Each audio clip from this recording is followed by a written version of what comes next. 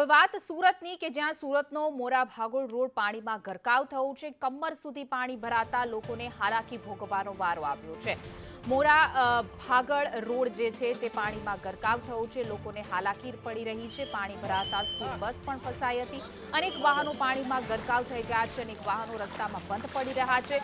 દર વર્ષે આ વિસ્તારમાં પાણી ભરાવાની સમસ્યા તેમની તેમ જોવા મળી રહી છે, કારણ કે વરસાદ આવે છે અને આ વિસ્તાર જે આખો પાણીમાં ગરકાવ થાય છે। જોઈ શકાય છે કે સ્કૂલ બસ છે તે પણ પાણીમાં ગરકાવ થઈ છે। અનેક વાહનોને ભારે હાલાકી ભોગવવાનો વારો આવ્યો છે। વધુ વિગતો સાથે મનીષ પરમાર જોડાઈ ગયા છે। જી મનીષ, સુરતમાં જે રીતે વરસાદ જેને લઈને અનેક વાહનો અટવાયા છે, જેમાં એક સ્કૂલ બસ પણ ફસાઈ।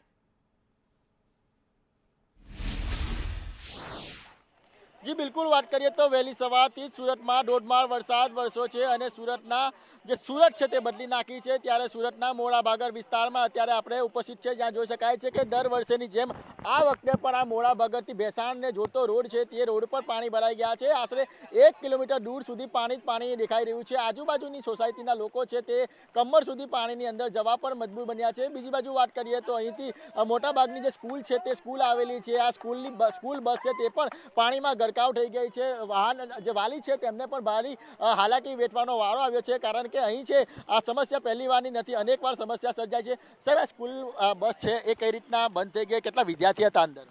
લગભગ 40-50 વિદ્યાર્થી હતા ને બસ ત્યાંથી પહેલાં અમે એમને કીધું કે ફૂલ પાણી છે, તો પણ ડ્રાઈવરે હિંમત કરીને આગળ જવા દીધું। પછી બસ વચ્ચે બંધ થઈ ગઈ બસ ને બધી છોકરાઓને પછી ઉચકીને બહાર મોકલાવ્યા ને પોતપોતાના વાલીઓ આવીને લઈ ગયા। કેટલી ઉંમર હશે છોકરાઓની? કઈ રીતના બહાર કાઢ્યા?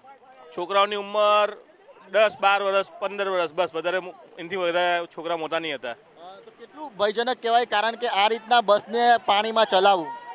ભયજનક તો ખરું છે કે પાણી છે, લેવલ લગભગ 3 ફૂટ જેટલું પાણી છે આગળ, એનાથી આગળ 4 ફૂટ જેવું પાણી છે, એટલે એના માટે અંદર જવાનું મુમકિન નહીં હતું। તો પણ પછી બસના ડ્રાઈવર અંદર ગઈ કે ભાઈ છોકરાઓ પેલા પાર ચાલ્યા જાય, એ માટે એમણે બી જરાક હિંમત કરી, પણ બસ વચ્ચે ફસાઈ ગઈ। દર વર્ષે આ સમસ્યા છે? હા, દર વર્ષે જ્યારે વધારે વરસાદ પડે છે ત્યારે જ આ સમસ્યા થાય છે।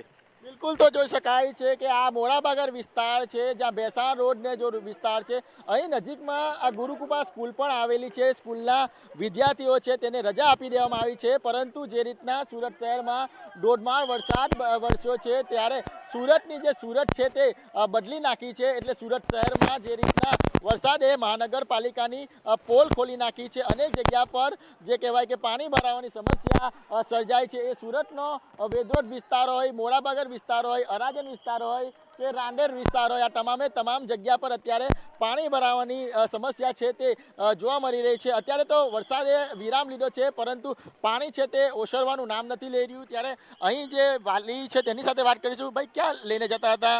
કઈ રીતે પાણી ભરાઈ ગયું? પગ હમું પાણી ભરાયું છે ને લઈને આ બાજુ લઈને આવતા હતા અમે। દર વર્ષે પાણી ભરાઈ જાય છે? હા, દર વર્ષે ભરાય છે। કેટલી તકલીફો પડે છે? તકલીફો તો હવે ગાડીઓ લેવા જવાય નહીં સ્કૂલે ને એ બધી તકલીફો હોય છે।